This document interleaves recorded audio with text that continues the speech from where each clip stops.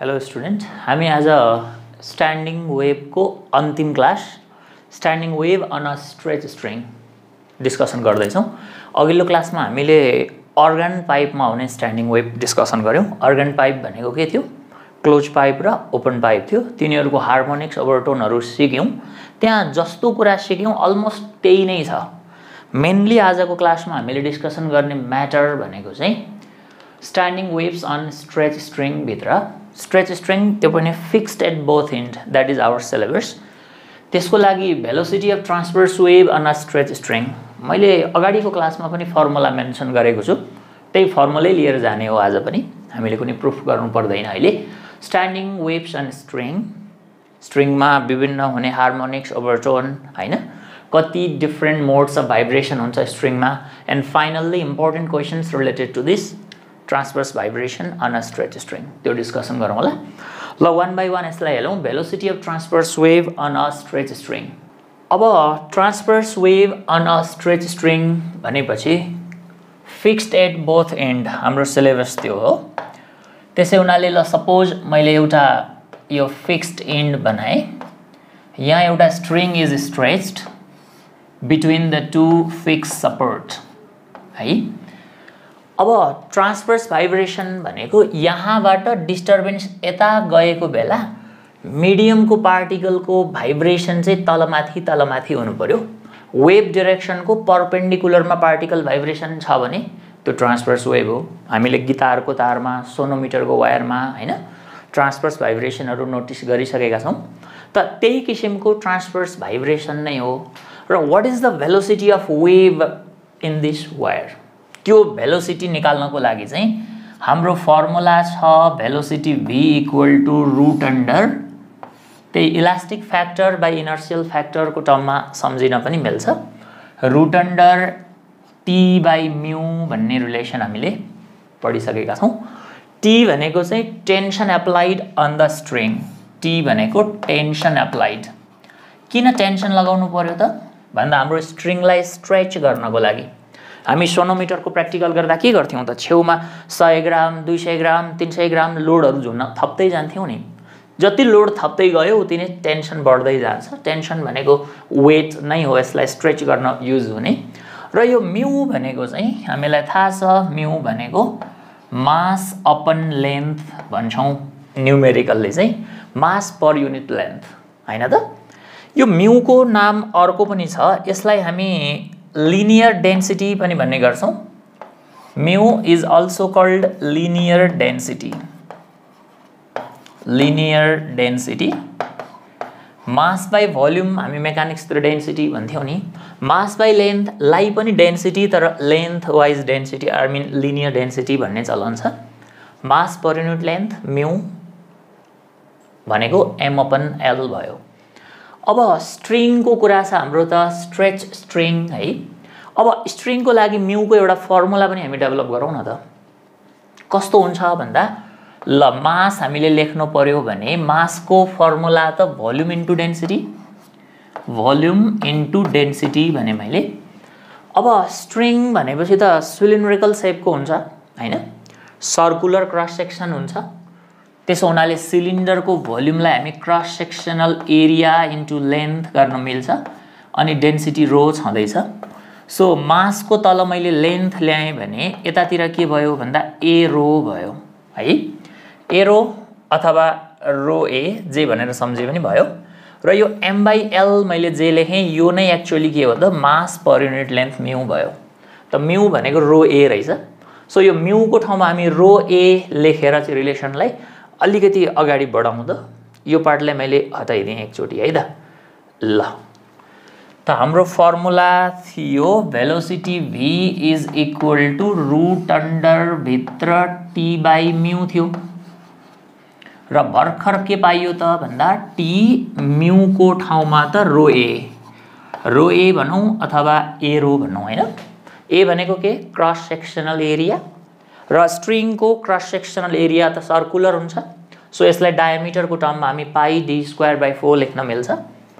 अझै अर्को कुरा, बिफोर दिस यसलाई अर्को बाटोतिर बङ्ग्याइदिउँ एकपटक। यो टी बाई ए भनेको त फोर्स बाई एरिया, प्रेसर अथवा हामी स्ट्रेस पनि भन्छौँ यसलाई हैन त stress applied because of that tension त्यसैले यो T by A अथवा फोर्स बाइ एरियालाई हामी स्ट्रेस भन्छौँ त्यसो हो भने फर्मुला फेरि रिडिफाइन भएर स्ट्रेस अपन रो भयो स्ट्रेस अपन रो को रुट अन्डर भयो अब कतिपय हामीलाई यहाँबाट पनि न्यूमेरिकलहरु सोधिराखेको छ यति स्ट्रेस एप्लाई भएको छ force by area this much अनि त्यो मटेरियल स्ट्रिङ को मटेरियल को डेन्सिटी गिवन छ भने भेलोसिटी अफ ट्रान्सभर्स वेभ हामी यहाँबाट निकाल्न सक्छौं अल्सो लंगिट्युडनल अब्जेक्ट अथवा लेन्थ डिफाइन भएको अब्जेक्ट अनि स्ट्रेस भनिसकेपछि हामी यसलाई यंग्स मोडुलस सँग पनि लिंक गर्न सक्छौं कसरी भन्दा यंग्स मोडुलस भनेको स्ट्रेस अपन लंगिट्युडनल स्ट्रेन भन्छौं हामी हैन लंगिट्युडनल स्ट्रेन भनेको हामीलाई थाहा छ it is simply change in length upon original length हुने गर्छ सो त्यहाँ क्रस मल्टिप्लाई गर्यो भने y इन्टु स्ट्रेन गर्दा स्ट्रेस को ठाउँमा हामी सब्स्टिट्युट गर्न मिल्छ त्यसो भए भेलोसिटी को हाम्रो रिलेसन कहाँ पुग्यो त भन्दा स्ट्रेस को ठाउँमा हामी यंग्स मोडुलस इन्टु स्ट्रेन यसो भन्न मिल्छ अपन डेन्सिटी रो छँदैछ ओके यो रिलेसनबाट पनि हामीलाई क्वेशनहरु सोध्ने गरेको छ 12 को बोर्ड एक्जाममा पनि धेरै पटक आछ र इन्ट्रान्समा त आउँछ नै जस्तै कुनै पनि एउटा स्ट्रिङलाई मैले स्ट्रेच गरे अनि त्यसमा स्ट्रेन चाहिँ 2% स्ट्रेन डेभलप भयो रे just for example strain is developed 2% भनेको change in length upon original length जुन हामी गर्छौं नि डेल्टा L बाइ L यो 2% भन्नुको मतलब 0.02 भयो यो भ्यालु भनेको त हो नि 2% भनेको त 2/100 यही हो त स्ट्रेन 2% डेभलप भयो अनि त्यो मटेरियलको Young's modulus is this much and density पनि गिवन छ भने भेलोसिटी निकाल्न पाइयो हैन अर्को कुरा डाइरेक्टली यो रिलेसनबाट भेलोसिटी पनि धेरै पटक हामीलाई सोधेको छ त्यसको लागि पनि एउटा स्याम्पल म यहाँ राखिदिन्छु कुनै पनि एउटा स्ट्रेच स्ट्रिङ छ fixed at both end suppose the length of string is 4 metre and its mass is 16 gram अनि यसलाई स्ट्रेच गर्नको लागि चाहिँ हामीले सर्टेन टेन्सन एप्लाई गर्छौं हैन त ल टेन्सन T एप्लाई गर्छौं र टेन्सन सपोज गरौँ 40 न्यूटन को टेन्सन एप्लाई भयो ओके भनेपछि मास छ लेन्थ छ यो मैले 16 ग्राम लेखेको त्यसो हो भने यो स्ट्रिङ को जुन हामी म्यू लेख्छौं नि म्यू भनेको त मास पर युनिट लेन्थ भयो त्यसो हुनाले मास कति छ त 16 ग्राम लाई केजी लेख्नको लागि 10 टु द पावर -3 मास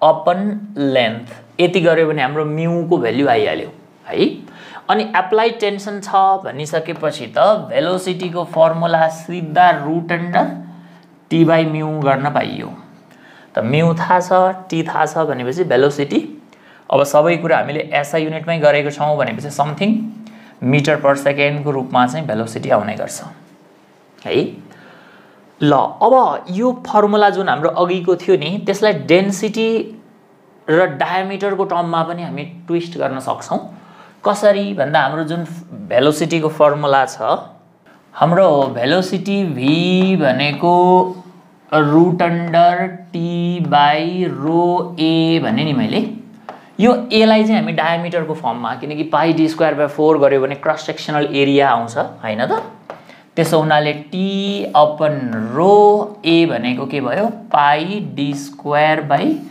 4 हुने गर्छ अनि हाम्रो रुट अन्डर भनेको त पुरैको लागि हो अब यसो हुँदाखेरि भेलोसिटी के कुरामा डिपेन्ड भयो त भन्दा टेन्सन एप्लाइड कति छ त्यसमा डिपेन्ड भयो कुन मटेरियल को स्ट्रिङ छ त्यसमा डिपेन्ड भयो र साइज अफ द स्ट्रिङ भन्नुको मतलब स्ट्रिङ को डायामिटर भनौं या त स्ट्रिङ को रेडियस भनौं हैन यो d भनेको हामीले डायामिटर अफ स्ट्रिङ भनेको it is diameter of string so information के दिएको छ त्यही अनुसार हामीले चाहिँ रेस्पेक्टिभ फर्मुला चुज गर्न सक्छौं अब भेलोसिटी निकाल्नमा त हामीलाई अब प्रब्लम रहेन पछाडी क्वेशन पनि गरौँला अब डिफरेन्ट मोड्स अफ भाइब्रेसन भन्छ नि जस्तै गिटारको एउटै तार पनि हामीले डिफरेन्ट भाइब्रेसन्स त्यहाँबाट पाउन सक्छौं डिफरेन्ट फ्रिक्वेन्सीहरु आउन सक्छ जस्तै अघिल्लो क्लासमा हामी पढ्थ्यौं नि क्लोज पाइपमा ओन्ली ऑड हार्मोनिक्स वर प्रेजेन्ट हो ओपन पाइपमा बोथ हार्मोनिक्स वर प्रेजेन्ट त जुन इन्स्ट्रुमेन्टमा अल हार्मोनिक्स हुन्छ त्यसको आवाज एकदम मिठो हुन्छ, प्लिजिङ हुन्छ। जस्तै सिटीको आवाज हामीलाई मन पर्दैन नि हैन, अलिकति इरिटेटिङ हुन्छ, that is the close pipe. अब स्ट्रेच स्ट्रिङ भन्ने बित्तिकै त यो त गिटार भयो, सारङ्गी भयो, भायोलिनको तार भयो र यसको आवाज त एकदमै लट्ठ पर्ने मिठो हुन्छ हैन। त आवाज राम्रो छ भन्ने बित्तिकै सिधै बुझे भइहाल्छ इट हैज अल हार्मोनिक्स है। पहिलो कुरा हामीले 12 मा यसको डेरिभेसन पनि गरिसकेको हुन्छौं। Stretch string fixed at both end has all harmonics present. All harmonics को मतलब फंडामेंटल फ्रिक्वेन्सी को अल इंटीजर मल्टिपल फ्रिक्वेन्सी चाहिँ योबाट जेनेरेट हुन सक्छ in its different modes of vibration है। अब त्यसको बारेमा के छ त डिफरेंट मोड्सहरु त्यो हामी डिस्कसन गरौँ फर्दर। भेलोसिटी यति भयो भने हामीलाई पुग्छ। अब standing waves on a string, on a string को मतलब stretch string fixed at both end, हामीले गर्न खोजेको त्यही नै हो।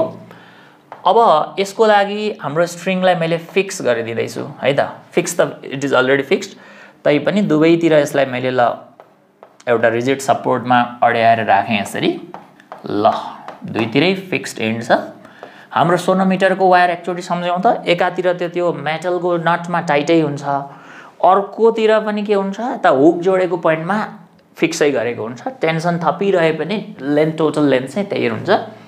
यहाँ त्यही किसिमले मैले दुवै एन्डलाई चाहिँ फिक्स गरिदिएको, फिक्स भयो। अब standing waves on string, standing wave चाहिँ कसरी बन्यो त? हामीले अघिल्लो क्लासमा भनेको थियौं स्ट्यान्डिङ वेभ बन्नको लागि त दुईवटा वेभहरु हुनु पर्यो। कस्तो खालको हुनु पर्यो त दुईटा वेभहरु? मुभिङ फ्रम अपोजिट डाइरेक्सन, एउटा लेफ्टबाट राइट गयो भने अर्को राइटबाट लेफ्ट हुनु पर्यो। अनि त्यो दुईटै वेभहरुको यो तीनवटा कुरा चाहिँ सेम हुनु पर्यो भनेको थिएँ, याद छ पक्कै हामीलाई? फ्रिक्वेन्सी, एम्प्लिट्युड र स्पीड हैन। वेभको लागि भेलोसिटी भन्दा स्पीड भन्न बेटर मानिन्छ। एनीवे भेलोसिटी सेम और स्पीड सेम, नो प्रब्लम। अब हेरौँ यहाँ कसरी चाहिँ स्ट्यान्डिङ वेभ बन्यो त भन्दा एउटा इन्डबाट गएको डिस्टर्बेन्स अर्को इन्डमा ठोकिन्छ अनि फर्केर आउँछ। अनि जाने वेभसँग रिफ्लेक्टेड वेभ त के भयो त? अपोजिट डाइरेक्सनको भयो हैन। त्यो कारणले गर्दा हामी चाहिँ स्ट्यान्डिङ ट्रान्सभर्स वेभ नोटिस गर्छौं stretch string fixed at both एन्डमा। अब मैले अस्ति पाइपको केसमा पनि कुरा गरेको थिएँ, कुनै पनि क्लोज पाइप भनौं अथवा ओपन पाइप भनौं अथवा स्ट्रेच स्ट्रिङ भनौं या कुनै पनि डिभाइस भनौं, कुनै साउन्डको सोर्स भनौं हैन, त्यो सोर्समा प्रकृतिले नै दिएको एउटा बेसिक फ्रिक्वेन्सी हुन्छ क्या, त्यसलाई हामी भन्छौं फन्डामेन्टल फ्रिक्वेन्सी। र त्यो फन्डामेन्टल फ्रिक्वेन्सी चाहिँ यसको डाइमेन्सनमा डिपेन्ड गर्छ, कति छ लेन्थ यसको हैन। जस्तै यो क्लोज पाइपको लागि हामीले फन्डामेन्टल फ्रिक्वेन्सी V/4L निकालेको थियौं। ओपन पाइपको लागि हामीले के निकालेको थियौं त? सबैलाई थाहा छ, दैट वाज V/2L। र यो stretch string fixed at both end को लागि पनि फन्डामेन्टल विल बी V/2L। यो जुन दुईवटा छ नि हाम्रो V/2L वाला, यो V/2L र V/2L भ्याल्यु पनि एउटै छ फन्डामेन्टल फ्रिक्वेन्सीको हैन। र यो दुईटैको नेचर पनि उस्तै छ। I mean they both produce the vibration, they both have the vibration having all harmonics हैन त। त्यसै हुनाले यसमा यो दुवैमा ओपन पाइप र स्ट्रेच स्ट्रिङमा अल हार्मोनिक्स आर प्रेजेन्ट। हामीले यो प्रुभ गरिसकेको छौं हैन। अब यसको लागि चाहिँ अल हार्मोनिक्स हुँदैन, it has only what? Odd harmonics. अब हेरौँ न डिफरेंट भाइब्रेशनल मोडहरु चाहिँ के हुन्छ त स्ट्रेच स्ट्रिङमा? त यो फिगरमा देखाइएको छ। यो स्ट्रिङबाट आउने सबभन्दा लो फ्रिक्वेन्सी, लोएस्ट फ्रिक्वेन्सी कति बेला हुन्छ त? हामीले पाइपमा पनि सिकिसकेको कुरा हो। जति बेला त्यहाँ नोड र एन्टिनोडको संख्या लिस्ट हुन्छ नि, त्यो बेलाको फ्रिक्वेन्सी भनेको नै फन्डामेन्टल फ्रिक्वेन्सी हुन्छ। नोड र एन्टिनोडको संख्या के त? मिनिमम भएको बेला। त्यसो हुनाले एउटा स्ट्रेच स्ट्रिङ छ फिक्स्ड एट बोथ एन्ड। हेरौँ है त, यो दुवै एन्डमा फिक्स छ भने त नो डाउट दुईटै फिक्स्ड एन्डमा त पार्टिकलहरु रेस्टमा हुन्छ, किनभने वालमा बाँधेको छ भने त त्यहाँ त हल्लिन सक्दैन। र पार्टिकल नहल्लिने ठाउँमा हामीले पढिसक्यौं स्ट्यान्डिङ वेभमा जहिले पनि त्यहाँ के भन्छ नोड भन्छ छेउछेउमा नोड त कसैलाई सोध्नै पर्दैन stretch string fixed at both एन्डमा किन दुवै एन्डमा पार्टिकल फिक्स छ पार्टिकल पर्मानेन्टली रेस्ट हुने ठाउँ भनेको कहाँ हो त नोड हो अब कुरो रह्यो यो विभिन्न भाइब्रेसनल मोड भनेको त स्ट्यान्डिङ वेभ बनेको हो नि त र अघिल्लो क्लासमा अर्को के पनि पढ्यौं त स्ट्यान्डिङ वेभ बन्नु छ भने त नोड र एन्टिनोड अल्टरनेटली हुनै पर्छ हेरौँ है यो नोडदेखि पछाडि नोड भयो नि मिलेन नोड र एन्टिनोड अल्टरनेटली हुनुपर्छ अब म के भन्दैछु भन्दाखेरि फन्डामेन्टल फ्रिक्वेन्सी अथवा मिनिमम फ्रिक्वेन्सी कति बेला हुन्छ रे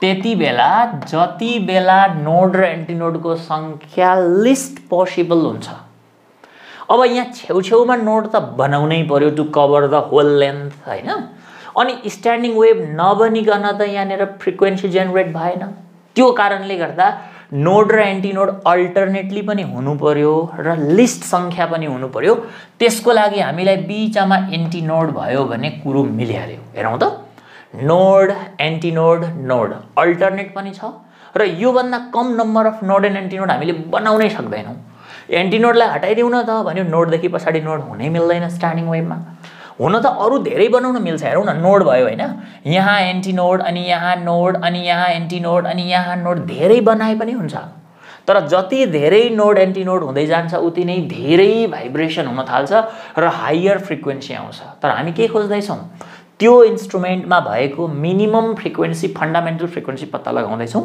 so to get the fundamental frequency you always remember node र एन्टिनोडको संख्या कति हुनुपर्छ त लिस्ट हुनुपर्छ र यो यति भन्दा कम हामी गर्नै सक्दैनौं र यो बेला वायरको भाइब्रेसनल स्टाइल कस्तो हो त अब बीचमा एन्टिनोड हुनु पर्यो भनेपछि यसरी माथि जाने भयो अनि यसरी तल आउने भयो यो देखाएको के हो भने नि हाम्रो यो स्ट्रिङ पुरै होल लेन्थै सर्लक्क माथि जान्छ सर्लक्क तल आउँछ भनेको पुरै लेन्थै सुई माथि गयो सट्ट तल गयो झोलुङ्गो हल्लिए जस्तो अल्छी लाग्दो गरी हल्लियो यसको मतलब उसको भाइब्रेसन नै कम भयो फ्रिक्वेन्सी नै कम भयो र त्यो कम फ्रिक्वेन्सी नै वास्तवमा के हो त फन्डामेन्टल फ्रिक्वेन्सी हो र मैले यो सुरुको फिगरमा देखाएको र यो त त्यही छ हैन त अब अर्को कुरा अब यसको फन्डामेन्टल न्यूमेरिकलले चाहिँ कति आउँछ त हेरौं बडा सिम्पल कुरो छ suppose the length of string is L र हामीले अस्ति के पढ्यौं त नोड देखि नियरेस्ट नोड बीचको डिस्टेन्स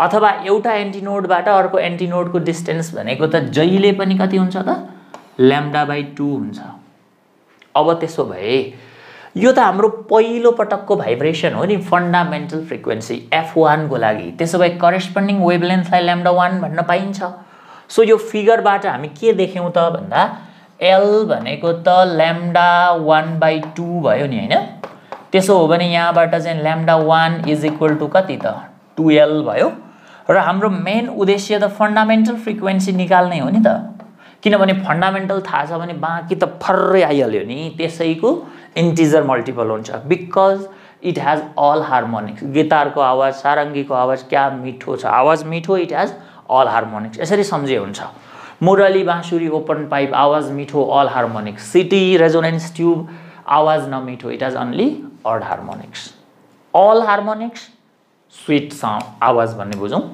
अब f1 को रिलेसन त हामीलाई थाहा छँदैछ v/λ भने फ्रिक्वेन्सी आउँछ त λ भनेको 2l and this is the fundamental frequency obtained from a stretch string fixed at both end त हामीले अघि लेखेका थियौ नि ओपन पाइपमा पनि v/2l थियो र स्ट्रेच स्ट्रिङमा पनि फन्डामेन्टल कति आयो त v/2l नै आयो यसको मतलब यो माथिको जुन यो नेचरको भाइब्रेसन जब हुन्छ सर माथि गयो सर तल आयो त्यो बेलाको फ्रिक्वेन्सी नै फन्डामेन्टल फ्रिक्वेन्सी हुने रहेछ र the value is found to be v/2l ल मैले यसको लागि अथवा यो बेला हामीले पाउने फ्रिक्वेन्सी जुन f1 भन्यौ नि इट इज व्हाट v/2l भन्न पाइयो र यो भनेको नै least possible frequency called what fundamental frequency भन्न पाइयो अब त्यसपछि नेक्स्ट मोड अफ भाइब्रेसन कस्तो चाहिँ प्रोड्युस हुन्छ त भन्दा यो माथिल्लो स्टेप भन्दा तल्लो स्टेपमा के छ ठ्याक्कै यो लुप भनेको यो माथि र तलबाट बनेको जुन यो क्लोज सेप छ नि, यहाँ एउटा लुप भएको छ। त यसमा आउँदा दुईटा लुप भयो, अर्कोमा आउँदा तीनवटा लुप भयो, अझै तल हामी गयौँ भनेदेखि चारवटा लुप हुँदै जान्छ। त्यसैले लुपको संख्या क्रमशः बढ्दै गयो भने स्ट्रिङले हामीलाई दिने फ्रिक्वेन्सी पनि अकर्डिङली हाई हुँदै जान्छ। फिगरमा नि प्रश्न छ नि, यहाँनिर के भयो, पुरै वायर सर्लक्क माथि सर्लक्क तल, यो अल्छी लाग्दो भाइब्रेसन स्लोवाला भयो। तर त्योभन्दा यो देख्दै भाइब्रेसनल अलि एनर्जेटिक भाइब्रेसन छ। कसरी? यो अगाडिको पार्ट यसरी थरररररर हल्लिन्छ, यो पार्ट पनि थररर हल्लिन्छ, तर यो त रेस्ट हुन्छ किनभने यो नोड हो।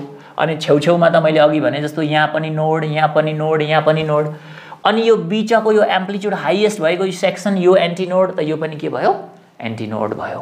अब हामी नोड र एन्टी नोडको पोजिसनलाई यहाँ रिप्रेजेन्ट गर्ने हो त कहाँ बनेको छ यो कन्डिसनमा।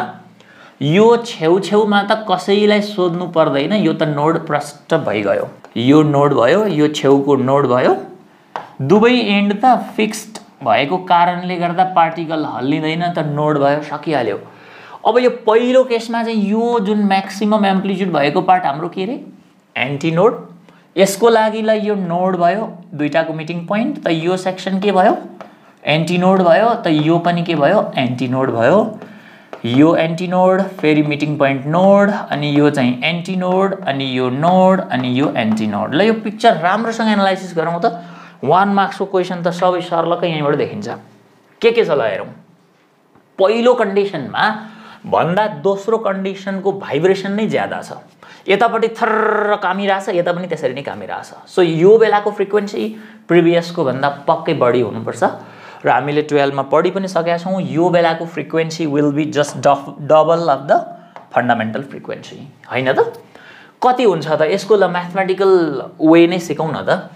एउटा नोडबाट अर्को नोडसम्मको डिस्टेन्स त λ/2 हो, फेरि नोडदेखि नोडको पनि λ/2 भनेपछि 2 λ/2 भनेको चाहिँ लेन्थ अफ द स्ट्रिङ भयो नि त, होइन? सो हाम्रो यो फिगरबाट सेकेन्ड मोडको कुरा गर्दैछु म, है त। लेन्थ L बराबर कति भयो त, यति λ/2 यति λ/2, भन्नुको मतलब 2 वटा λ/2 छ, र यो सेकेन्ड टाइपको सेकेन्ड मोड भएकोले मैले λ2 भनिदिएँ। त यसलाई मैले क्यान्सिलै गर्ने बित्तिकै λ2 भनेको त L भयो, र यो बेलाको जुन फ्रिक्वेन्सी हामी f2 निकाल्छौँ नि, त्यो भनेको त v/λ2 हुनु पर्यो, र v/λ2 भनेको त L भयो। तर मैले अघि सुरुमा के भनेको थिएँ, जहिले पनि डिफ्रेन्ट भाइब्रेसन्सहरुमा आउने फ्रिक्वेन्सी एउटा त्यो बेसिक फ्रिक्वेन्सीको इन्टिजर मल्टिपल मात्रै हुने गर्छ। आई मिन f1 को 1 टाइम, f1 को 2 टाइम, f1 को 3 टाइम, f1 को 4 टाइम मात्रै हुने गर्छ, र यसलाई पनि f1 कै टाइममा हामी लेख्नको लागि 2 टाइम्स v/2L गर्दा केही फरक पर्दैन, किनभने 2 र 2 काट्यो त्यही भयो, र वास्तवमा v/2L is the fundamental frequency f1 हो। त्यसो हुनाले यसको ठाउँमा हामीले f1 गर्यौं भने त 2f1 आयो कि आएन त, हाम्रो सेकेन्ड मोडको भाइब्रेसन। पहिलाको f1 थियो भने अहिले आयो 2f1, भन्नुको मतलब यो बेला भन्दा यसमा भाइब्रेसन ज्यादा छ, प्रष्ट छ। त्यसो भए मैले f2 को लागि यहाँ लेखिदिँदै छु है त। यसो नगरौँ यसलाई। ल f2 को लागि गर्नु पर्यो भने के लेख्न पाइयो त करेस्पोन्डिङ ठाउँमा? ल ट्याक्कसँगले f2 को लागि फलो गरौँ हामी। यो ठाउँमा चाहिँ जेनेरेट हुने frequency f2 is found to be 2f1, ठीक छ। यस्तै गरेर यहाँको फ्रिक्वेन्सी हामीले f3 निकाल्नु पर्यो भने अब नहेरे पनि भयो त। f1 is itself 1f1, 1f1 पछि 2f1, 1 पनि आयो, 2 पनि आयो, अड पनि आयो, इभन पनि आयो भने त सबै आयो। त्यसो भए अबको कन्फर्म 3f1 आउनु पर्यो, हैन त? त्यस्तै गरेर अर्को मोड अफ भाइब्रेसन f4 भयो भनेदेखि 4f1 आउनु पर्यो। यो किसिमले गर्दाखेरि it has what, all harmonics are present, किनभने हामीले यहाँ देखि पनि सक्यौं फर्स्ट हार्मोनिक्स पनि आयो, सेकेन्ड हार्मोनिक्स पनि आयो, थर्ड पनि आयो। त्यसैले स्ट्रेच स्ट्रिङमा पनि के हुँदो रहेछ त, all harmonics present like open pipe. त्यही भएर आवाज मिठास छ, गिटार सारङ्गी, हैन? ल अब यी फ्रिक्वेन्सीहरुको आफ्नै नाम पनि त छ, अस्ति भनेको जस्तो हार्मोनिक्स, ओभरटोन, है? र हार्मोनिक्समा मैले अस्ति सम्झाएको पनि थिएँ, जति नम्बर अगाडि छ नि त्यतिकै हार्मोनिक्स भन्नु पर्यो। जितना नम्बर उतना हार्मोनिक्स। त्यसरी सम्झ्यौँ हामी ल। जस्तै हामी के भन्न सक्छौँ त भन्दा यो जुन 1F1 छ भनेपछि it is the first harmonics. अगाडि 1 छ त्यसैले यसलाई हामी भन्छौँ फर्स्ट हार्मोनिक्स भन्न पाइयो। अनि यो 2 छ भनेपछि यसको नाम भयो सेकेन्ड हार्मोनिक्स। अनि यो 3 छ भनेपछि यो के भयो? Third harmonics. जति अङ्क छ नि त्यति नै हार्मोनिक्स क्या। र यही तरिकाले हामीले कुनै nth भाइब्रेसनल मोड खोज्नु पर्यो भनेदेखि n टाइम्स F1 हुँदो रहेछ भन्ने देखियो है। ल अब ओभरटोनको कुरा पनि गरेको थियौँ त अस्ति हामीले। कस्तो भन्ने होला ओभरटोनको लागि चाहिँ सोचौँ त एकपटक ल। यो फन्डामेन्टल फ्रिक्वेन्सीको 1 टाइम भनेको त ओभर होइन नि। ओभर भनेको त 2 टाइम 3 टाइम 4 टाइम भए पो ओभर त। सो यसलाई ओभर भन्न मिल्दैन। तर यो 2F1 भएको हुनाले यो पहिलो पटक भएको ओभरटोन हो। So it is the first overtone. 3F1 भयो भने यो के रहेछ त? Second overtone. अनि अर्को 4F1 भएको भए third overtone and so on. अब हामीलाई कहिलेकाहीँ एउटाको यति हार्मोनिक्स र यति ओभरटोनको डिफरेन्स यति छ भने फन्डामेन्टल फ्रिक्वेन्सी निकाल, त्यो खालका क्वेसन्सहरू बन्न सक्छ। यतिमा चाहिँ हामी प्रष्ट भयौँ भने केही टेन्सनै पर्दैन क्या। अब यही मौकामा यो नोड एन्टिनोड काउन्ट गर्ने टेक्निक पनि हामी सिकिहालौँ त सँगै। यो त हामीलाई सम्भवतः क्लियर भयो। ल नोड र एन्टिनोडको नम्बर कसरी चाहिँ ग्रो हुँदो रहेछ त? Different modes of vibration in string भनौँ अथवा पाइप भनौँ, प्याटर्न यही नै रहन्छ। ल हेरौँ है। सुरुमा हाम्रोमा एन्टिनोड एउटा थियो। यहाँ पुग्दा एन्टिनोडको सङ्ख्या 1 ले बढेर 2 भयो। यहाँ पुग्दा एन्टिनोडको सङ्ख्या 1 ले बढेर 3 भयो। भन्नुको मतलब एन्टिनोड एभ्री स्टेपमा 1 ले बढ्दैछ। अनि नोड पनि के छ त? यहाँ 2टा नोड थियो भने यहाँ आइपुग्दाखेरि 3वटा नोड भयो। 3वटा नोड त यहाँ आइपुग्दाखेरि के भयो? 4वटा नोड भयो। भने चाहिँ फन्डामेन्टलमा चाहिँ सम्झिने कतिवटा हुन्छ थाहा भइहाल्यो हामीलाई होइन।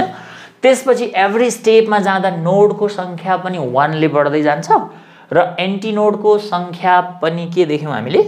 1 ले नै बढ्दै जाँदो रहेछ। ल हार्मोनिक्स र ओभरटोनको कुरो पनि हामीलाई थाहा भयो। अब नोड एन्टिनोड काउन्ट गर्ने पाइपको कुरा पनि यहाँ सँगै जोडाउँदा हामीलाई सजिलो हुन्छ त्यसो भए। ओके ल हामीले के पायौँ त भन्दा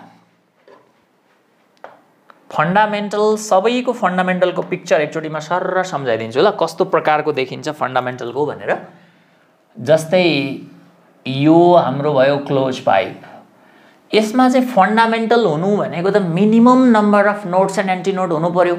र हामीलाई थाहा छ यो क्लोज इन्ड भनेको त पार्टिकल रेस्ट हुने ठाउँ हो। त्यसैले यहाँ नो डाउट नोड बन्यो। ओपन इन्डमा particles are free to vibrate. अनि पार्टिकलको भाइब्रेटिङ जोन भनेको त एन्टिनोड हो। त्यसैले यहाँ एन्टिनोड बन्यो। योभन्दा कम गर्न सकिन्छ कि सकिन्न त? सकिँदैन। पुरै लेन्थ युज गर्नको लागि छेउछेउमा बनाउनै पर्यो। अब योभन्दा कम गर्न सकिँदैन भने यो नै फन्डामेन्टल फ्रिक्वेन्सी निक्लिने अवस्था हो क्या। किनभने नोड एन्ड एन्टिनोड अल्टरनेटली छ। स्ट्यान्डिङ वेभको क्राइटेरिया पुरा भएको छ। ओके अब हामी जाउँ यतातिर जुन हाम्रो ओपन पाइपको लागि। ओपन भन्ने बित्तिकै ओपन इन्डमा एन्टिनोड बन्ने नै भइहाल्यो। एन्टिनोड पछि एन्टिनोड हुँदैन, अल्टरनेट बन्नै पर्यो स्ट्यान्डिङको लागि। सो कम्तीमा एउटा नोड हामीलाई बिचमा आवश्यक पर्यो र योभन्दा कम त हामीले गर्नै सक्दैनौँ, राइट? ल अब त्यसो हो भने स्ट्रिङको लागि पनि मैले यहाँ जोडेरै देखाइदिएँ नि त, छन त त्यहीँ पनि छ। अब स्ट्रिङको लागि चाहिँ के भयो त? छेउछेउमा फिक्स भएको कारणले नोड बन्नै पर्यो। अनि बिचमा एन्टिनोड नभइकन अल्टरनेट हुँदैन र स्ट्यान्डिङ बन्दैन, राइट? हामीले अब के जान्यौँ त यसमा? अब कति बेला अड हुन्छ कति बेला इभन हुन्छ, मिन्स अल हार्मोनिक्स हुन्छ भन्दा यसमा छ के अल हार्मोनिक्स, यसमा पनि के छ त अल हार्मोनिक्स छ। अब अल छ भने हामीले टेन्सन लिनै परेन नि। जस्तै पहिलो फ्रिक्वेन्सी 1F1, दोस्रो 2F1, तेस्रो 3F1, चौथो 4F1 एन्ड सो अन। यही तरिकाले जाने भयो। अब यता पनि अल छ भन्नुको मतलब फन्डामेन्टल भइगयो, बाँकी त्यसैको इन्टिजर मल्टिपल हुँदै जान्छ। ल 4f1 भयो, तर यतातिर अलिकति फरक छ because it has only what odd harmonics. Odd harmonics को मतलब फंडामेंटल त 1f1 भइ नै हाल्यो। अब ऑड मात्रै हुने हुनाले 2f1 यसमा पर्दैन, यसमा के पर्छ त 3f1 पर्छ, 4f1 पर्छ, 5f1 पर्छ एन्ड सो अन। अब यिनीहरुलाई बोलाउने तरिका एकपटक सम्झिहालौं त। बोलाउन त अगाडि जति अंक छ त्यति हार्मोनिक्स सकिहाल्यो। यसलाई के भन्ने होला थर्ड हार्मोनिक्स, यसलाई के भन्ने फोर्थ हार्मोनिक्स, यसलाई के भन्ने सेकेन्ड हार्मोनिक्स। हार्मोनिक्स को लागि के लफडै भएन। अब कुरो रह्यो ओभरटोन। ओभरटोन भन्ने बित्तिकै यो वान टाइम वालालाई हामी ओभर भन्दैनौ हैन त। यो वान टाइम वाला ओभर हुँदै हैन, वान टाइम भन्दा बढीको वाला ओभरटोन हो। ल त्यसो भए यसको लागि हामी यो पार्टलाई फर्स्ट ओभरटोन भनेको थियौं है, यसलाई के भनेको थियौं त सेकेन्ड ओभरटोन भनेको थियौं, त यसलाई चाहिँ के थियो त थर्ड ओभरटोन भनेको थियो। अब त्यस्तै गरेर यो दुईटैको लागि एउटै कुरा भन्न सक्छौं हामी फर्स्ट ओभरटोन, यो दुईटैको लागि भन्न सक्छौं के त सेकेन्ड ओभरटोन। यो त सेम छ, हामीलाई सम्झिन पनि सजिलो छ, थर्ड ओभरटोन भयो। अब हामीले यसमा सोध्ने एउटा कुरो के हो भने नि जस्तै नोड र एन्टिनोडको संख्या कसरी चाहिँ सम्झिने त। अब हेरौं त, सुरुको फन्डामेन्टलको याद भयो भने अर्को स्टेपमा नोड पनि एकले बढ्दो रहेछ, एन्टिनोड पनि एकले बढ्दो रहेछ। त्यसो हो भने यो कन्डिसनमा वान नोड वान एन्टिनोड छ नि, त्यो कन्डिसन कति बेलाको हो रे, यो फन्डामेन्टल निक्लिने वालाको हो। त्यसो हो भने यो बेला कति नोड र कति एन्टिनोड त एन्टिनोड पनि एकले बढ्नु पर्यो, नोड पनि एकले बढ्नु पर्यो। त्यसो भए यसको लागि के भयो त दुईवटा नोड भयो र दुईवटै एन्टिनोड भयो। अब अर्को स्टेपमा फेरि एक एकले बढ्नु पर्यो भन्नुको मतलब अब यसमा के भयो त तीनवटा नोड भयो भनेपछि तीनवटै एन्टिनोड भयो हो, सेकेन्ड ओभरटोन भयो। तर एउटा कुरा है, हाम्रो जुन यो क्लोज हो भने त फो मैले लेखेछु, फो हुँदैन क्लोजमा त because it has only odd. जस्तै 3 बाट एकै पटकमा के जान्छ त 5 आउँछ है। यो first overtone and this is second overtone. ल ऑड हो भने त 1 पछाडि 3, 3 पछि 5 हो। यता अल हुँदा मात्रै 1 2 3 4 1 2 3 4 हुँदै जाने हो है त। यो फर्स्ट ओभरटोन भयो त यो सेकेन्ड ओभरटोन भयो। अब यहाँ दुईटा नोड दुईटा एन्टिनोड भयो भने त्यसपछि अर्कोमा के भयो त नोडको संख्या 1 ले बढ्यो नि, त्यसैले तीनवटा नोड भयो, सो एन्टिनोड पनि तीनवटै एन्टिनोड भयो राइट। अब यतापट्टि चाहिँ के छ त भन्दा फन्डामेन्टलको लागि एउटा नोड छ, त्यसो भए यसको लागि दुईवटा नोड, यसको लागि तीनवटा नोड, यसको लागि चारवटा नोड। अब फेरि एन्टिनोडको कुरा गरौँ, फन्डामेन्टलको लागि दुईवटा एन्टिनोड, त्यसो भए यसको लागि तीनवटा एन्टिनोड, यसको लागि चारवटा एन्टिनोड, यसको लागि पाँचवटा एन्टिनोड है। र यतापट्टि कुरा गर्ने हो भने फन्डामेन्टलमा एउटा एन्टिनोड छ, यसमा दुईटा एन्टिनोड, यसमा तीनवटा एन्टिनोड, 3f1 हो यो हैन, यसमा चारवटा एन्टिनोड भयो भने नोडको कुरा गर्दा फन्डामेन्टलमा दुईटा छ भनेपछि यसमा तीनवटा हुने भयो, यसमा चारवटा हुने भयो, यसमा पाँचवटा हुने भयो। त्यसो भए म एउटा सानो क्वेशन भन्छु, 1 मिनेट सोचेर ट्राई गरौँ है त। क्लोज पाइपको सेकेन्ड ओभरटोनमा नोड कति? क्लोज पाइपको सेकेन्ड ओभरटोनमा यो फर्स्ट ओभरटोन यो सेकेन्ड ओभरटोन भनेपछि नोड कति हुनु पर्यो? तीनवटा। किन?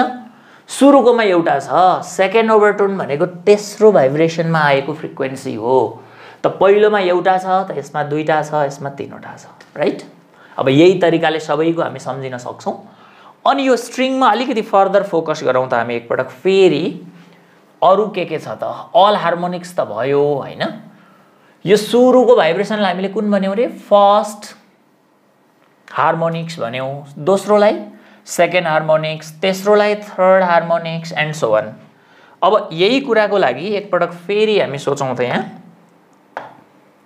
नम्बर अफ हार्मोनिक्स, यो भनेको हाम्रो के फर्स्ट हार्मोनिक्स भन्यौ, यसलाई सेकेन्ड हार्मोनिक्स भन्यौ, यसलाई थर्ड हार्मोनिक्स भन्यौ। त्यसो हुनाले नम्बर अफ हार्मोनिक्स केसँग मिलेको छ त? नम्बर अफ हार्मोनिक्स, यो फर्स्ट हार्मोनिक्स हो नि यो। त फर्स्ट हार्मोनिक्समा लुप कतिवटा छ, यो माथिको र तलको जुन गोलो एउटा क्लोज लुप बन्यो नि, यसलाई हामी एउटा लुप भन्छौँ। यसमा कति, 2 वटा लुप, यसमा कति, 3 वटा लुप। त्यसैले नम्बर अफ हार्मोनिक्स यो स्ट्रिङको लागि number of harmonics equal to number of loops भन्न मिल्छ। नम्बर अफ लुप्स जस्तै यसलाई नम्बर अफ सेगमेन्ट पनि भन्न मिल्छ क्या। A wire is vibrating in one segment भन्यो भने माथिको सिचुएसन हो, पुरै एउटै सेगमेन्ट लक्रक लक्रक माथि तल गयो। तर यहाँ यो पार्ट माथि गयो तल आयो, यो पार्ट माथि गयो तल गयो भने मतलब wire is vibrating in 2 segment in this case. यहाँ हेरौँ, एउटा लाइन सेगमेन्ट, अर्को लाइन सेगमेन्ट, अर्को line segment. Wire is vibrating in 3 segment, it is the third harmonics. त्यसैले नम्बर अफ हार्मोनिक्स भनेकै नम्बर अफ लुप्स हुन्छ, अथवा यसैलाई हामीले नम्बर अफ सेगमेन्ट्स भन्न पनि सकिन्छ। नम्बर अफ सेगमेन्ट्स भन्दा पनि हुन्छ, अथवा नम्बर अफ के नि फेरि हेरौँ, यो त फर्स्ट हार्मोनिक्स हो नि। फर्स्ट हार्मोनिक्समा एन्टिनोड पनि एउटा छ क्या, सेकेन्ड हार्मोनिक्समा एन्टिनोड 2टा छ, थर्ड हार्मोनिक्समा एन्टिनोड 3 वटा छ। भन्नुको मतलब नम्बर अफ हार्मोनिक्स भन्नु नै नम्बर अफ एन्टिनोड्स पनि रहेछ स्ट्रिङ भाइब्रेसनमा। नम्बर अफ एन्टिनोड्स पनि रहेछ होइन त, जति हार्मोनिक्स भन्छ त्यतिवटै एन्टिनोड। त्यसो भए त हामीले टेन्सनै भएन नि। एउटा stretch string fixed at both end is vibrating in 20 segment भन्यो भने त्यसमा के हुनु पर्यो, 20 सेगमेन्ट छ भने त्यो 20th हार्मोनिक्स हुनु पर्यो। 20th हार्मोनिक्स हो भनेदेखि 20 वटै लुप हुनु पर्यो त्यसमा। 20 वटै लुप भन्नुको मतलब एउटा लुपमा एउटा एन्टिनोड त हुँदो रहेछ नि। त्यसो भए एन्टिनोड पनि कति वटा, 20 वटै, तर नोड कति, 21 वटा। किन, एउटा एन्टिनोड भएको ठाउँमा नोड 2टा छैन त। त्यसैले नम्बर अफ एन्टिनोड्स बराबर के छ भनौँ त, एन्टिनोड 2टा हुँदा नोड चाहिँ 3 वटा छ नि त। त्यसैले नम्बर अफ एन्टिनोड्स बराबर लेख्नु पर्यो भने चाहिँ नम्बर अफ नोड्स -1 भन्न मिल्छ के। किनभने नोडको संख्या चाहिँ एन्टिनोडको भन्दा 1 ले बढी छ नि त। सो 1 घटायो भने बल्ल एन्टिनोडसँग चाहिँ बराबर हुन्छ। त्यसो भए एउटा question, a string is vibrating in 10th segment, यति बुझ्यो भने त्यहाँ 10 वटा लुप बनेको छ होइन। 2टा सेगमेन्ट हुँदा 2टा लुप छ, 3 वटा सेगमेन्ट 3 वटा लुप। त 10th सेगमेन्टमा भाइब्रेटिङ छ भनेपछि के भयो, 10 वटा लुप भयो। 10 वटा लुप भन्ने बित्तिकै त्यहाँ 10 वटा एन्टिनोड भयो। 10 वटा एन्टिनोड हो भने 11 वटा के भयो, नोड भयो। र त्यो बेलाको आउने फ्रिक्वेन्सी कति भयो, 10f1 भयो। 10th हार्मोनिक्स भयो त्यो। र त्यसलाई हामी ओभरटोन भन्नु पर्यो भने चाहिँ 9th ओभरटोन भन्छौँ होइन त। 10th हार्मोनिक्स भनेको त ओभरटोन त 1 कम हुन्छ नि त, सेकेन्ड स्टेपबाट मात्रै काउन्टिङ छ। So 10th harmonics is the 9th overtone because this is first harmonics, this is second harmonics but first overtone. Third harmonics अनि कुन ओभरटोन हो यो, third harmonics and second overtone. त्यसैले 10th हार्मोनिक्स छ भने 9th overtone. के को लागि, यो हाम्रो स्ट्रेच स्ट्रिङ र ओपन पाइपको लागि एउटै कथा छ है। ल यति जानेपछि अब हामी एकचोटि फ्रिक्वेन्सीको फर्मुलालाई फेरि सरर सम्झौँ त। फ्रिक्वेन्सी मात्रै भन्यो स्ट्रेच स्ट्रिङको भने हामीले बुझ्ने भनेको फन्डामेन्टल फ्रिक्वेन्सी नै हुन्छ है त। मेन्सन नहुन्जेल मेन्सन गर्यो भने त ओके द्याट फ्रिक्वेन्सी, कुन हार्मोनिक्स कुन ओभरटोन भन्यो भने ठिक छ, नभने दिस वान फन्डामेन्टल। र फन्डामेन्टल हामीले पायौँ कति त भन्दा v/2l पायौँ। त 1/2l भइहाल्यो। v भनेको त अघि सुरुमा डिल गरेको √T/μ होइन त। ओके, यसलाई मैले अझै तल लगेर 1/2l अनि √T अनि μ भनेको त ρ/a गर्न पाइयो। त्यसो भए 1/2l √T/ρa भनेको πd²/4 भयो नि। त्यसैले कुनै पनि एउटा stretch string fixed at both एन्डमा हुने भाइब्रेसनल फ्रिक्वेन्सी अथवा स्ट्रिङको फन्डामेन्टल फ्रिक्वेन्सी यो 4 वटा कुराहरूमा डिपेन्ड भएको देखियो। कुन कुन 4 वटा कुरा हेरौँ त एकपटक। स्ट्रिङको लेन्थमा इन्भर्सली छ, टेन्सनसँग डाइरेक्टली छ, डेन्सिटी अफ द मटेरियल स्ट्रिङको मटेरियलसँग पनि इन्भर्सली छ र डायमिटरसँग पनि इन्भर्सली छ। √, र स्क्वायर काट्यो भने पनि डी सँग चाहिँ के त इन्भर्सली नै छ। र यसलाई कुनै कुनै टेक्स्टहरूमा चाहिँ नि law of length, law of tension भनेर स्प्लिट गरेको पनि हुन्छ। त्यो हामीले न्युमेरिकल इन्ट्रान्सको लागि चाहिँ भयङ्कर युजफुल छ। जस्तै नि के भन्न सकिन्छ होला, हरेकको एक्लै एक्लै लिङ्क हेर्ने हो भने, जस्तै फ्रिक्वेन्सी र लेन्थको मात्रै कुरा गर्ने हो भने frequency inversely proportional to length भन्न मिल्छ, तर बाँकी रहेका कुरा कन्स्टेन्ट भएको केसमा हैन, अदर कन्स्टेन्ट भनौँ न यसलाई अहिले, अरू रिमेनिङ क्वान्टिटीहरू चाहिँ कन्स्टेन्ट भएको बेलामा यो भयो। त्यस्तै गरेर फ्रिक्वेन्सी र टेन्सनको सम्बन्ध लाउने हो भने रुट अन्डर टी हुने भयो, यहाँ पनि टेन्सन बाहेक अरू कन्स्टेन्ट भएको अवस्थामा। यी लजहरू हामीले लङ क्वेसनको रूपमा 12 मा पढ्छौँ पनि हैन। ल टेन्सनको लागि यो भयो। त्यस्तै गरेर डेन्सिटीको लागि हो भने इन्भर्सली प्रोपोर्सनल टु हामी के लेख्न सक्छौँ त, रुट अन्डर भित्र रो लेख्न सक्छौँ। अनि अझै डी स्क्वायरको चाहिँ रुट भित्र भएको हुनाले काटियो हैन, त काटिसकेपछि चाहिँ जस्ट इन्भर्सली विथ डी मात्र लेख्न सकिन्छ डायमिटर अफ स्ट्रिङको लागि चाहिँ। So frequency inversely proportional to चाहिँ डायमिटर, डी स्क्वायर थियो रुट भित्र, बाहिर आउँदा चाहिँ डी भयो। यसको लागि पनि हामी अरू कुराहरू चाहिँ के भन्छौँ त, कन्स्टेन्ट भनिदिन्छौँ। ल ठीक छ, भन्नुको मतलब नि एउटा गिटारको आवाजमा एकदमै हाई फ्रिक्वेन्सी चाहियो, शार्प खालको श्रिल खालको तिखो आवाज चाहियो भने हामी यी चारवटा प्यारामिटरहरू कन्ट्रोल गर्न सक्छौँ, भ्यारी गर्न सक्छौँ। कसरी? लेन्थ कम गऱ्यो भने फ्रिक्वेन्सी ज्यादा हुन्छ, आवाज तिखो आउँछ, हाई फ्रिक्वेन्सी भनेको शार्प आवाज हो। लेन्थ कम गर्यो, थाहा छ हामीलाई गिटारको भन्दा सारङ्गीको आवाज तिखो हुन्छ नि, किनभने सारङ्गीको प्रत्येक तारहरूको लेन्थ कम हुन्छ हैन, अरू फ्याक्टर पनि छ, डायमिटर पनि कमै हुन्छ। ओके, लेन्थ कम भयो, फ्रिक्वेन्सी ज्यादा। एउटा यस्तो खालको माउथ हार्मोनिक के भन्छ नि, त्यो डिभाइस छोटो खालको कस्तो तिखो आवाज आउँछ नि, कारण के, प्रत्येक स्ट्रिङहरूको लेन्थ कम छ, त्यहाँबाट आउने आवाजको फ्रिक्वेन्सी हाई शार्प आवाज। अर्को कुरा टेन्सन, गिटारको कान बटार्ने हुन्छ नि नट, खोइ जति कसो उति डोरी बेसरी तन्किन्छ र टेन्सन बढ्छ। टेन्सन बढ्यो भने फ्रिक्वेन्सी हाई हुन्छ। चर्को आवाज निकाल्नु पर्यो भने गिटार बजाउने मान्छेले कान बटार्छन् है, तार तन्काएको हो त्यो, टेन्सन बढाएको।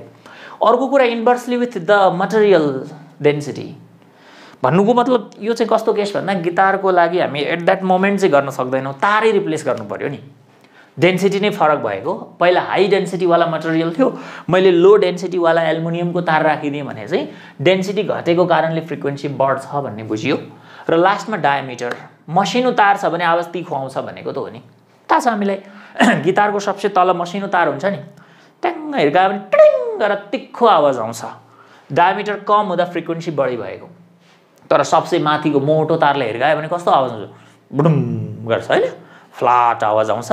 त डायमिटर बढी भयो भने फ्रिक्वेन्सी चाहिँ कम आएको हामीले देखिसकेको छौँ। यो त प्र्याक्टिकल एक्सपेरिमेन्टल टपिक्स जस्तै छ। यो सुरुकोलाई ल अफ लेन्थ भन्ने चलन छ।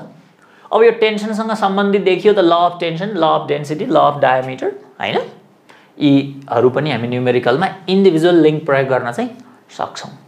ल यति जानकारी भइसकेपछि स्ट्रेच स्ट्रिङको स्ट्यान्डिङ वेभको मेकानिजम, कुन कुन भाइब्रेसन आयो त, अल हार्मोनिक्स आउँदो रहेछ like open pipe, node anti node counting धेरै पटक 1 मार्क्समा सोधेको क्वेसन छ यो।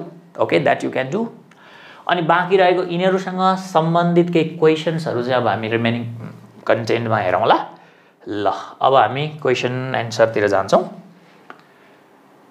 सम क्वेसन्समा question number 1, a sonometer wire stretch string fixed at both end is vibrating in its first overtone. We may say that there are कतिवटा node and कतिवटा antinode. Now see this, हामीलाई आइसक्यो, हेरौँ त के छ, कतिवटा नोड कतिवटा एन्टिनोड।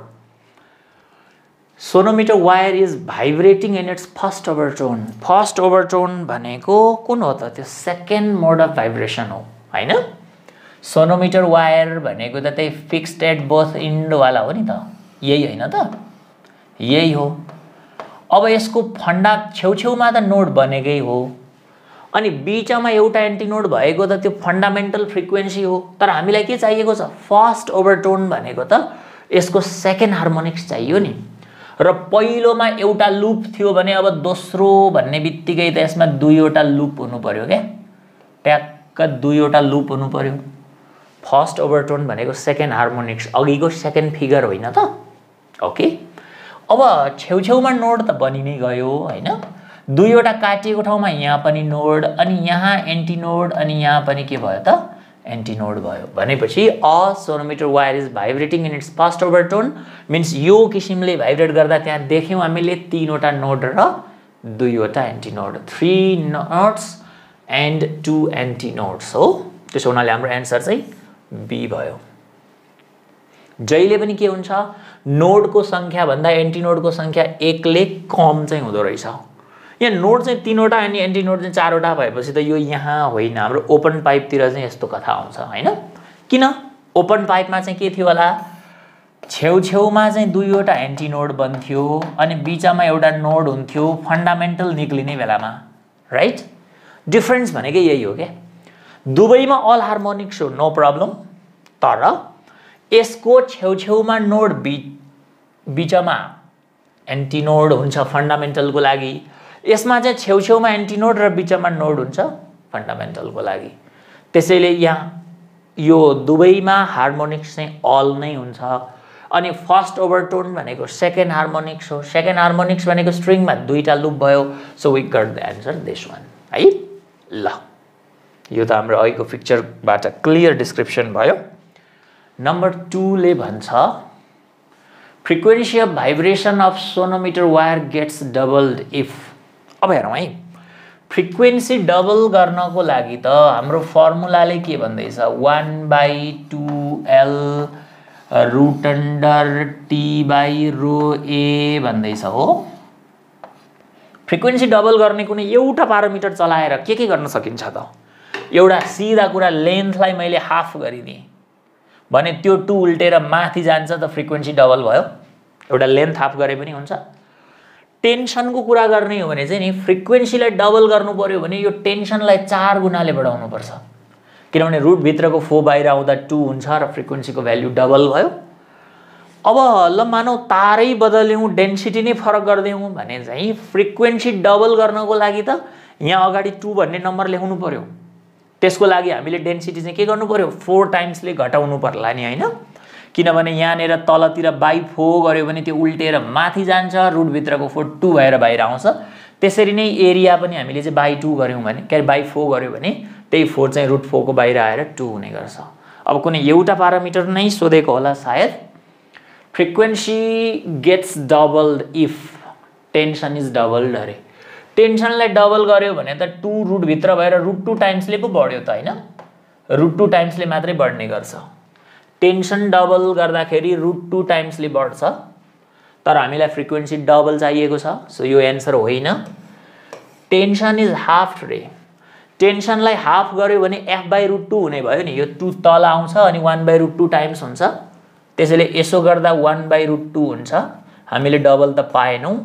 लेन्थ इज डबल्ड, लेन्थलाई डबल गर्यो l को ठाउँमा 2l भयो भने पनि त 1/2 त भयो नि, 1/2 भयो। तर हामीले 1/2 गर्नु छैन, डबल चाहिँ गर्नु छ।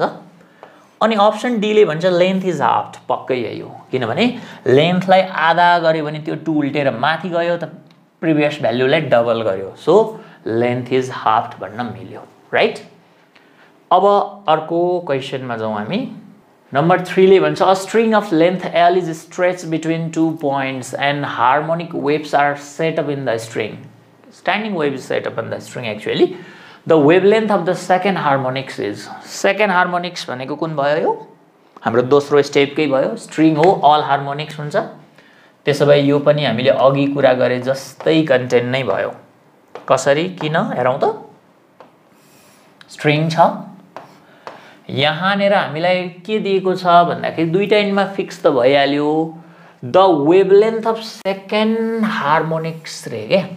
स्ट्रिङमा भनेको पहिला त फन्डामेन्टल, त्यसपछि 2f1, त्यसपछि 3f1, त्यसपछि 4f1, यही आउने हैन त स्ट्रिङमा। यो फर्स्ट हार्मोनिक्स हो भने यो हो नि त सेकेन्ड हार्मोनिक्स भनेको।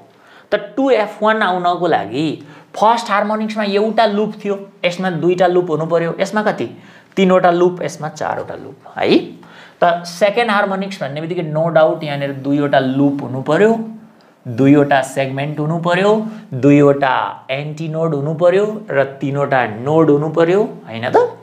ओके ल, त्यसो हो भने वेभलेन्थ कति होला त, वेभको वेभलेन्थ यदि स्ट्रिङको लेन्थ कति छ भने L छ भने। अब यो 1 मार्क्सको क्वेसन त यो देख्दै मिल्ने टाइपको क्वेसन हो। हामीले देखिसक्यौँ वेभलेन्थ भनेको L नै हुनु पर्यो। किन, हामी वेभमा सिकिसकेको कुरा छ एउटा क्रेस्ट र एउटा ट्रफ भएको वेभलाई कम्प्लिट वेभ भनिन्छ र कम्प्लिट वेभको लेन्थ नै वास्तवमा वेभ लेन्थ हो। यहाँ हेरौँ त ल, यति एउटा क्रेस्ट र एउटा ट्रफ भएपछि अ कम्प्लिट वेभ नै भयो। त्यसो भन्नाले त्यो कम्प्लिट वेभको लेन्थ नै के भइदियो त, वेभ लेन्थ भयो। यो बेलाको सेकेन्ड मोड भएकोले λ2 लेखेको थिएनौँ अघि, λ2 बराबर l थियो। यसो गरे पनि हुन्छ। या अर्को तरिका हामी के गर्न सक्छौँ त भन्दा यो नोड हो नि, यो पनि नोड हो, यो पनि नोड हो। एउटा नोड र एउटा नोडको ग्याप भनेको λ/2, फेरि यो नोडदेखि नोडको ग्याप पनि λ/2। त λ/2 प्लस λ/2 इज l भनेको मतलब 2 times λ/2 is equal to l। त्यसो भए 2 फाल्देऊ त λ इज वाट, l भएन। त्यसो हुनाले the wavelength of the second harmonics is equal to the total length of the wire आउनु पर्यो l, राइट। र हाम्रो l छ पनि। This is the right answer. Simple हैन। अब यो सेकेन्ड हार्मोनिक्स नभएर थर्ड हार्मोनिक्स भएको थियो भने वेभलेन्थ l हुन्न थियो नि, फेरि के हुन्थ्यो होला थर्ड हार्मोनिक्स भएको भए चाहिँ? त्यो पनि एकपटक सोचिहालौँ न त। थर्ड हार्मोनिक्स भएको थियो भने त्यहाँ 3वटा लुप हुन्थ्यो, आई मिन 3वटा सेगमेन्टमा चाहिँ भाइब्रेटिङ हुन्थ्यो हैन। ल 3वटा लुप भनेको यस्तै हो। टोटल लेन्थ मानौँ ल क्वेसनको भनाइ अनुसार l नै गर्ने हो भने यो नोड भयो, यो पनि नोड भयो, यो पनि नोड, यो पनि नोड है। नोड टु नोड भनेको त λ/2 हो नि। λ/2 भन्नुको मतलब 3 λ/2 भनेको नै के भयो त, l भयो। त्यसैले l भनेको के रहेछ त, 2l/3 हुन्थ्यो क्या त्यो बेला चाहिँ हो। त्यसैले हरेक जति हायर फ्रिक्वेन्सी आउँदै जान्छ उति नै ल्याम्डाको भ्याल्यु कम हुनु पर्यो नि। वेभलेन्थ कम भनेको त फ्रिक्वेन्सी बढी हो नि, हैन र? ओके, जति वेभलेन्थ कम भयो उति नै धेरैवटा वेभहरू खादिन्छ अनि number of waves per second अथवा number of vibration per second बढ्दै जान्छ, फ्रिक्वेन्सी बढ्दै जान्छ। So we will be getting the higher and higher frequency. Simple छ है। ओके, यसको त हामीले एन्सर गरिसक्यौँ। अब अर्को क्वेसनमा जाउँ, नम्बर 4। यसको l थियो हैन। Okay, C number 4। If the tension and diameter of the sonometer wire of fundamental frequency n is doubled. यहाँनिर फन्डामेन्टल फ्रिक्वेन्सी n भन्न खोजेको है त, इन्भर्टेड कमाभित्र राख्यौँ हामीले। Fundamental frequency n is doubled. ल n is doubled and density is half, the new fundamental frequency will be। ल बडा सिम्पल छ। के कुरा चेन्ज गरेको छ त यसले हेरौँ त। यहाँ यसले चेन्ज गरेको पार्ट भनेको टेन्सन र diameter of the sonometer wire is made doubled. Tension र डायमिटरलाई डबल गरे, त्यसपछि डेन्सिटीलाई हाफ गर्यो भने नयाँ फन्डामेन्टल फ्रिक्वेन्सी कति जेनेरेट होला त हेरौँ ल। फ्रिक्वेन्सी f भनेको हाम्रो फर्मुलाले भन्छ 1/2l√T/ρ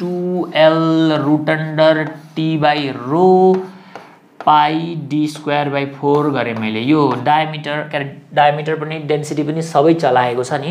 सो जे छ त्यो कुरा मैले कलेक्ट गरेँ। अब यसको सबसे सजिलो तरिका, अब अर्को चाहिँ f ड्यास बराबर यो सबैमा l ड्यास t ड्यास रो ड्यास d ड्यास गरेर डिभाइड गरेर भ्याल्यु पुट गरे पनि हुन्छ। तर एउटा मिठो सजिलो तरिका के भने नि, हेरौँ, टेन्सनलाई के डबल, टेन्सन डबल गर्यो भने t को ठाउँमा 2t गरेको हैन त। त्यसो भए रुट भित्र चाहिँ के भयो त, पहिला t थियो, हामीले टेन्सनलाई डबल गरेको भएर 2t गरेको हैन त। सो रुट भित्र एउटा 2 थपियो भन्ने बुझियो। त्यसो हुनाले यो टेन्सनलाई हामीले प्रयोग गर्यौं। डायमिटर पनि डबल रे क्या। अब डायमिटर डबल गर्दा के हुन्छ भनौं त। डायमिटर पहिला d थियो, यसलाई डबल भनेको त 2d गर्यौं अनि होल स्क्वायर छँदैछ त 2 को स्क्वायरले 4। त यो डिनोमिनेटरमा चाहिँ एउटा 4 हामीले एक्स्ट्रा थप्यौं। के गर्दाखेरि डायमिटरलाई डबल गर्दा यसलाई पनि युज गरियो। कसरी रे? d को ठाउँमा 2d गर्यौं हैन, अनि स्क्वायर छँदैछ 2 को स्क्वायर भन्दा त 4d स्क्वायर भयो। प्रिभियसली वाज d स्क्वायर, अहिले गर्यौं 4d स्क्वायर, त तल 4 थप्यौं। अब एउटा कुरा चलाउन त बाँकी छ नि हैन। Density is half. डेन्सिटी भनेको यो तलको पहिला रो थियो नि हैन, यसलाई चाहिँ हामीले के गर्यौं रो बाइ 2 गर्यौं भने त त्यो 2 चाहिँ फेरि उल्टेर माथि जाने गर्छ रो बाइ 2 गर्यो भने त्यो 2 उल्टेर माथि गयो भनेपछि हामीले यति टाइम्सले चाहिँ चेन्ज गर्यौं के नयाँ फ्रिक्वेन्सीलाई भन्नुको मतलब यो र यो 2 2 जा 4 गयो रुट अन्डर 1 इज 1 भन्नुको मतलब 1 टाइम्सले भनेको पहिला n थियो भने पहिलो फ्रिक्वेन्सी क्वेशनले भने अनुसार n थियो हामीले चेन्ज गरेर पाएको नयाँ फ्रिक्वेन्सी चाहिँ 1 टाइम्स n भयो भन्नुको मतलब n नै रह्यो है या हामीले अलिकति लामै गर्न मन लाग्छ भने पनि okay you are free to do 1/2 अब लेन्थलाई त केही गरेको छैन भने त पक्का l नै एज इट इज गरेको होला हैन अनि टेन्सनलाई t ड्याश डेन्सिटीलाई रो ड्याश अनि पाई d ड्याश को स्क्वायर बाइ 4 भनेर यसो लेख्ने अनि दुईटा इक्वेसनलाई हामीले डिवाइड गर्दिने टक्कसँगले f ड्याश बाइ f हो त डिवाइड गर्दाखेरि रेस्पेक्टिभ भ्यालु पुट गर्यो भने हामीले पाउने नम्बर भनेको त्यही 1 त हो नि त्यसैले f dash equal to f भनेको पहिला जति थियो त्यति नै इट इज द आन्सर है सिम्पल तरिका त यही हो कहाँ चेन्ज भयो ट्वाक्क त्यो राख्ने हो हिसाब किताब सकियो 2 मार्क्समा पनि यो खालको क्वेशन चाहिँ सोधेको छ पुलचोकतिर आइएम तिर त जनरली यस्तै पनि सोध्छ 1 मै नम्बर ओके यसको आन्सर हामीले पायौं n नै हैन त राइट